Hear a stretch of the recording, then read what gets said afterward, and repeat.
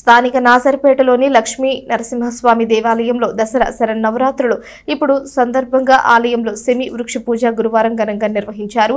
ఈ పూజలలో పెద్ద సంఖ్యలో భక్తులు పాల్గొని అమ్మవారికి ప్రత్యేక పూజలు నిర్వహించారు. ఈ సందర్భంగా నిర్వాహకులు మాట్లాడుతూ శరన్నవరాత్రుల ఆఖరి రోజు సెమి వృక్ష పూజ చేయడం ఆనవాయితీ అని అన్నారు.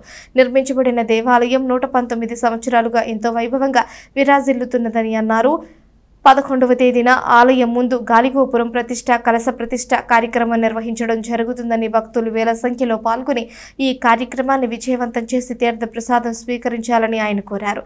కార్యక్రమంలో ఆలయ కమిటీ సభ్యులు, భక్తులు పెద్ద సంఖ్యలో పాల్గొన్నారు.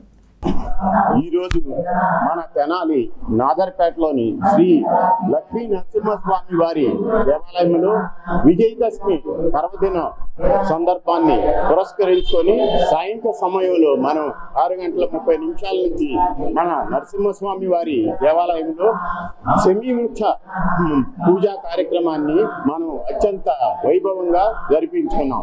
ఈ కార్యక్రమం ఈ విజయదశమి ఆఖరి రోజు ఈ సెమి వృక్ష కార్యక్రమం చేయటం మన యొక్క సాంప్రదాయం. ఇది మా అనేక కాలం నుండి, అనేక సంవత్సరాల నుంచి ఈ కార్యక్రమం జరుగుతూ ఉంది.